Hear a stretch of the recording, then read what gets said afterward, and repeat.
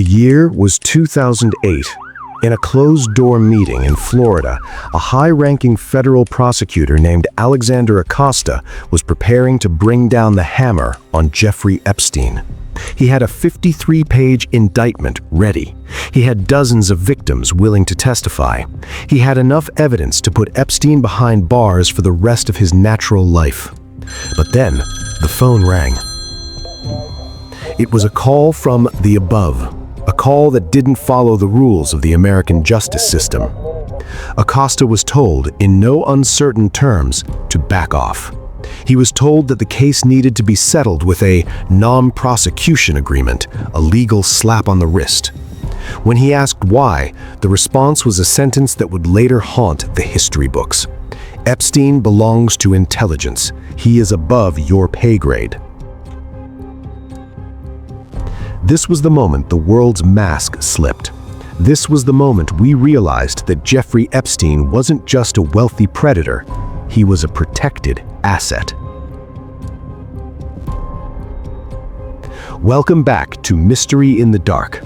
In this series, we are peeling back the layers of one of the most complex criminal webs in history, the Epstein files. From the glitz of Manhattan to the shadows of a private island, we go beyond the headlines to find the truth that power tried to hide. If you seek the light in the shadows, you are in the right place.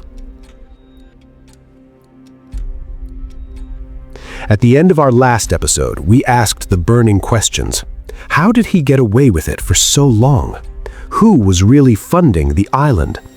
The answer lies in the invisible shield.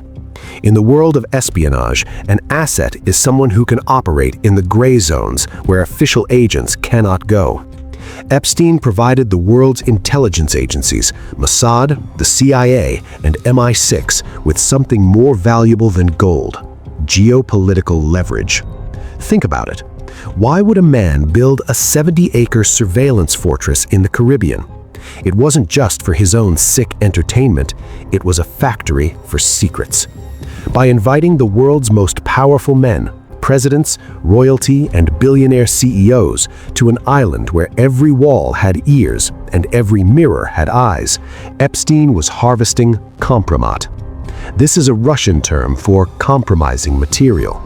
Once you have a high-ranking official on camera in a compromising position, they no longer work for their country. They work for whoever holds the tape. This explains the invisible shield. This is why, despite the police reports and the local rumors, Epstein remained untouchable. He was a middleman, a bridge between the high society of the West and the deep state of the Middle East and beyond. But he didn't learn these tactics alone. He had a mentor. Enter Ghislaine Maxwell. She wasn't just a socialite, she was the daughter of Robert Maxwell, one of the most powerful media moguls in history. After Robert Maxwell's mysterious death at sea, it was revealed that he was likely a triple agent from Mossad, MI6, and the KGB. Ghislaine didn't just bring Epstein a black book of names, she brought him the blueprint for an intelligence operation. She taught him how to turn a party into a trap and how to turn a secret into a weapon. The shield was so strong that even when Epstein was finally arrested in 2008, he served his sentence in a private wing of a jail with the door left unlocked, allowed to go to his office every day. The law didn't apply to him because he held the secrets of the people who wrote the law. But as we dive deeper into this episode, we must ask, who was he actually reporting to? And what happens to an asset when they know too much for their own safety? The shadow of the Maxwell legacy is where the real story begins.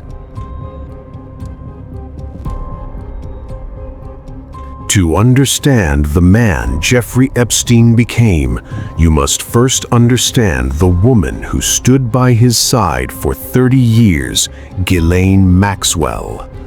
But Ghislaine was not just a partner in crime, she was the gateway to a world of international espionage. This gateway was built by her father, Robert Maxwell.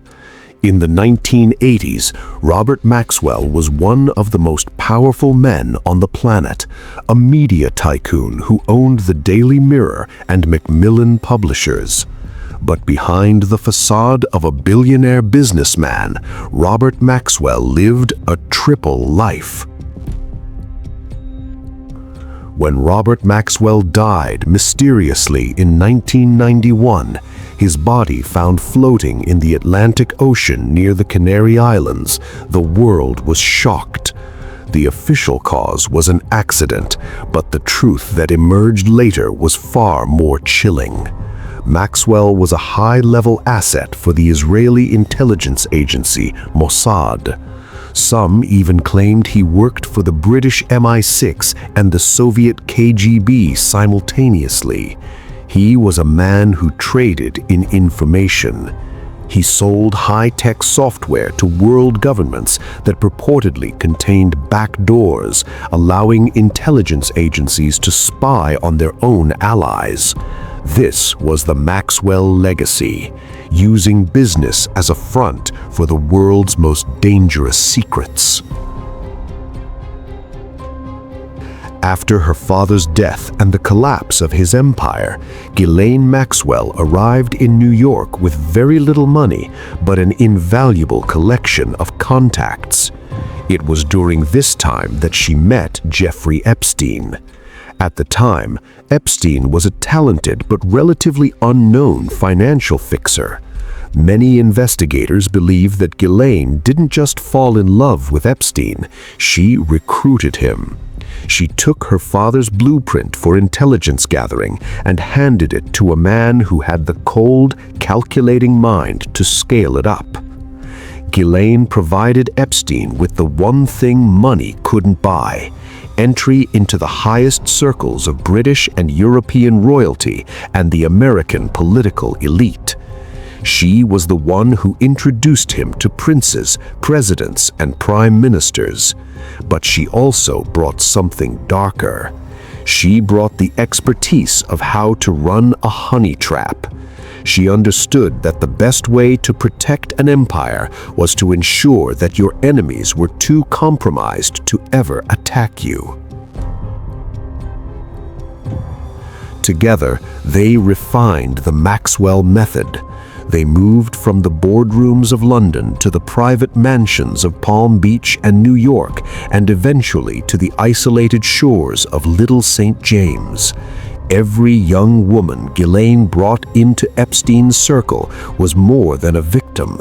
She was a piece in a geopolitical chess game. The legacy of Robert Maxwell didn't die in the Atlantic in 1991. It was reborn in the basement of Epstein's Manhattan townhouse and on the docks of his private island. The Maxwell legacy was the engine that powered Epstein's rise, and it was the reason why, for decades, no one dared to look too closely at what was happening behind the closed doors of their shared world. In the world of high finance, your reputation is built on your track record. But Jeffrey Epstein was the exception to every rule. He didn't have a Wall Street office filled with analysts. He didn't have a public fund. Yet he lived like a king. This brings us to the most guarded secret of his rise, the mega group. This was an ultra-exclusive circle of some of the wealthiest and most powerful Jewish billionaires in America. Men like Leslie Wexner, the founder of Victoria's Secret, and others who controlled massive retail and financial empires. The relationship between Epstein and Leslie Wexner is the stuff of conspiracy theories, yet it is documented fact. Wexner gave Epstein power of attorney over his entire multi-billion-dollar fortune. Think about that for a moment. A man known for being one of the smartest retailers in history gave a relatively unknown financial fixer total control over his money, his houses, and even his private planes. Why? Investigators have spent decades trying to find the legitimate reason for this connection, but the numbers never added up. Epstein wasn't making Wexner money, he was spending it. This is where the intelligence connection turns from a theory into a reality. In the world of espionage, blind trusts and front companies are used to move massive amounts of money without leaving a trail. Many believed that Epstein was the paymaster for a shadow network. The mega group wasn't just a club for billionaires, it was a funding mechanism for pro-Israel causes and potentially for intelligence operations that required off-the-books financing. Epstein was the man in the middle. He was the one who could move millions across borders, buy off politicians, and fund safe houses, all under the guise of wealth management.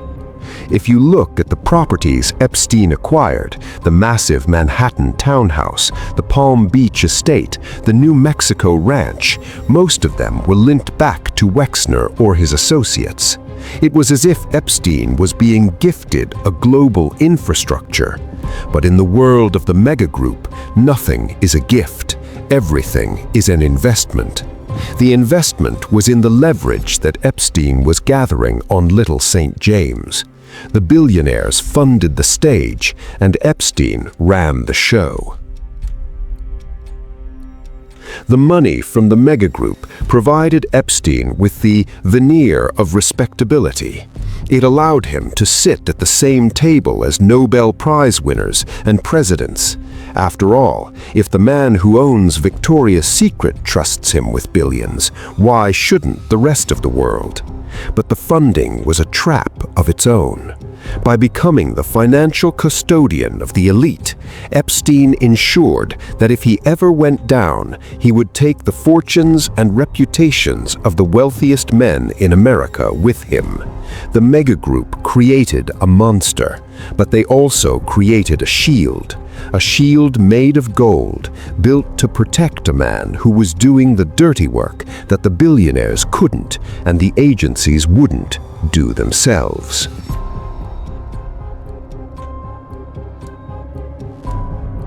Imagine a room. It's filled with the scent of expensive cigars and the clinking of crystal glasses. A world leader, a man who makes decisions that affect millions, sits on a velvet sofa. He's relaxed, he's laughing. He thinks he's in a place where his title doesn't matter, a place where he can finally be his true self. Across from him, a young woman smiles. She's beautiful, she's attentive, and she's exactly what he was looking for. But what he doesn't see is the tiny red pinprick of light behind the gold-framed mirror. In the world of Spies, this is called the honey trap. It's an art form as old as war itself, but Epstein turned it into a high-tech industry. He knew that the most powerful men in the world couldn't be bought with money. They already had enough of that.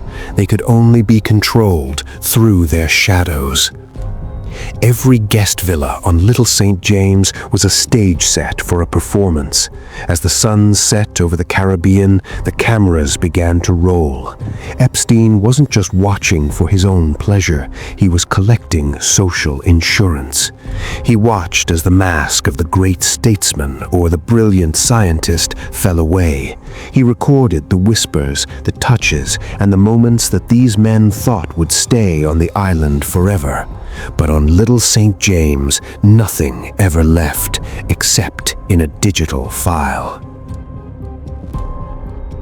Why would a man who could have anything spend his life filming others in the dark?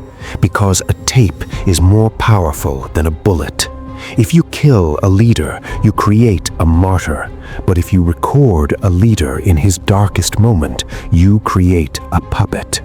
Epstein was the master puppeteer. Every time he flew a famous guest on the Lolita Express, he was adding a new string to his collection. Investigators have often wondered who were the directors of this show. Behind Epstein's cold eyes was the training of a ghost, the precision of the camera angles, the way the girls were vetted, the systematic filing of the tapes. It all smelled of a professional intelligence operation. This wasn't the work of a lonely billionaire. This was a geopolitical weapon. A weapon designed to ensure that if a certain country needed a favor or if a certain policy needed to be changed, they didn't need to negotiate, they just needed to play a video. The honey trap was the ultimate bridge between the island and the halls of power. And as the night grew deeper on Little St. James, the trap grew wider until it held the secrets of the entire Western world. The world of Jeffrey Epstein wasn't just built on rumors, it was built on a list of names that could shake the foundations of the earth. Let's talk about the names. Let's talk about Bill Clinton. The former president of the United States, according to flight logs, flew on Epstein's private jet, the Lolita Express, at least 26 times.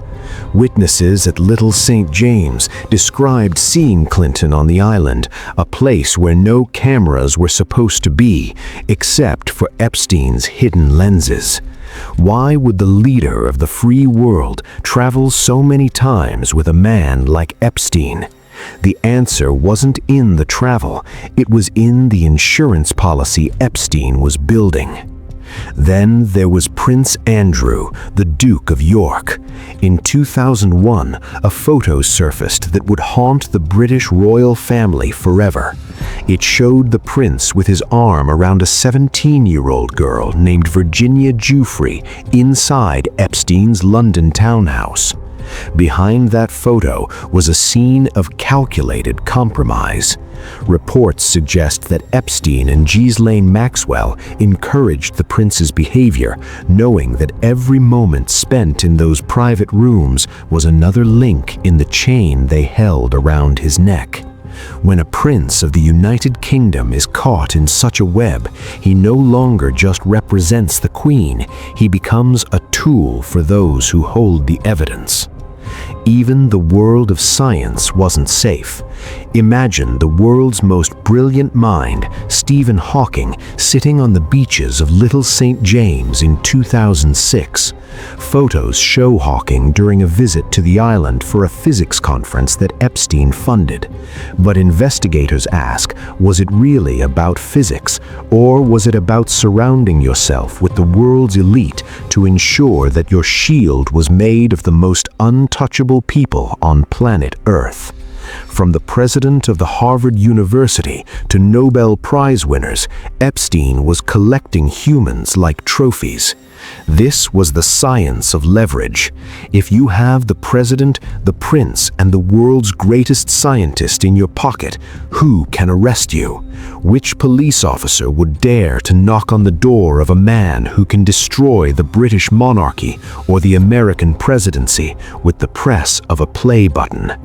Epstein didn't just want friends, he wanted hostages.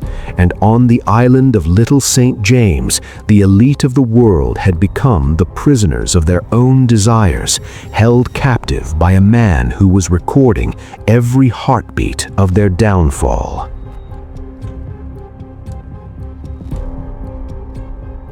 In the shadows of international espionage, a middleman is someone who shakes hands with the devil so that governments can keep their hands clean.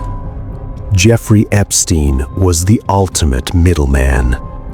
But who was he introducing to whom? Let's look at the surveillance footage from Epstein's Manhattan townhouse. One face appears more often than most: Ehud Barak, the former Prime Minister of Israel and a decorated military hero. Photos captured Ehud Barak entering Epstein's residence with his face partially hidden by a neck gaiter. Why would a former head of state visit a convicted sex offender's home so frequently? Barak claimed it was for business and research, but the timing suggested something else. At the same time, Epstein was meeting with William Burns, the man who would later become the director of the CIA. He was meeting with Catherine Rumler, the White House counsel under Obama. These weren't social calls. This was a summit of the deep state. Epstein's role was to be the safe space for these power players to meet outside of official channels. Think about it. If the head of Israeli intelligence wants to speak to an American official without a paper trail, where do they go? They go to a private island or a high-security townhouse where the owner is already one of them. This is why the Epstein files are so dangerous. They contain the logs of meetings that officially never happened. But the connection goes deeper than just meetings. Epstein was reportedly using a software called Carbine, a high-tech emergency dispatch system funded by him and linked to Ehud Barak. Cybersecurity experts warned that this software could act as a Trojan horse, giving those who controlled it access to the personal data of millions. Was Epstein helping a foreign power gain a backdoor into global communications? Was the island just the lure, while the real game was digital espionage? When we ask if Epstein was a spy, we have to look at how he died and how he lived. A man who has the private phone numbers of the CIA director and the Prime Minister of Israel isn't just a socialite. He is a node in a global network. He was the bridge between the money of the megagroup and the operations of the intelligence agencies. But being a bridge is dangerous, because when the bridge becomes too weak to carry the weight of the secrets, or when the light of the sun starts to reveal the cracks, the people on both sides will make sure that the bridge collapses, and they will make sure no one is left to tell who was crossing it.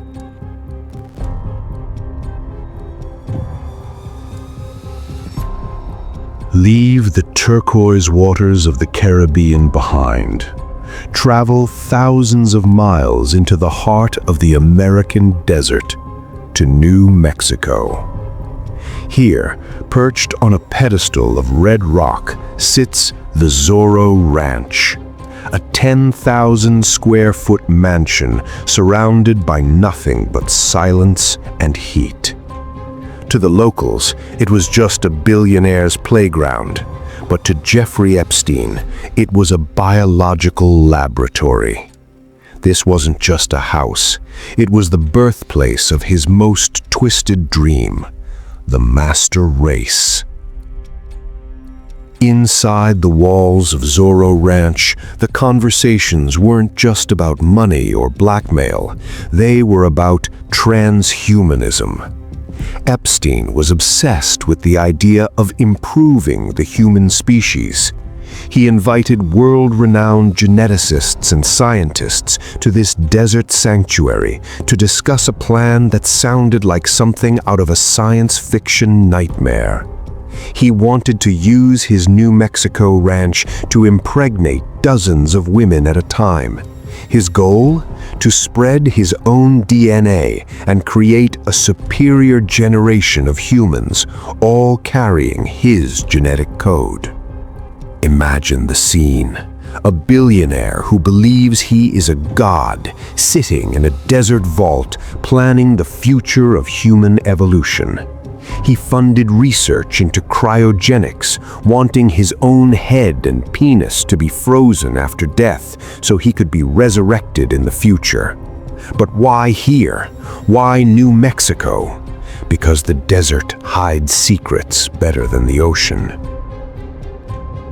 The ranch was equipped with its own private airstrip, and the locals whispered about underground bunkers that stretched deep into the earth, vaults designed to protect his genetic data and his surveillance tapes from a nuclear strike. Epstein wasn't just an asset for intelligence agencies. He saw himself as a pioneer of a new world. He wanted to merge his power with science. He viewed the young women he trafficked not just as victims, but as vessels for his ego. This was the ultimate expression of his intelligence connection. When you have the protection of the world's most powerful agencies, you start to believe you are above the laws of nature itself. The Zorro Ranch was the silent witness to this madness, a desert monument to a man who wanted to live forever and who was willing to rewrite the very code of life to ensure that the name Epstein never faded from the earth. Every story of power has an expiration date. We have traveled from the secret calls to federal prosecutors to the elite honey traps of Little St. James. We have looked into the eyes of the mega group and walked the silent corridors of the Zorro Ranch. The picture is now clear. Jeffrey Epstein was not a lone wolf. He was a node in a global intelligence grid, a man who knew too much about the people who run the world.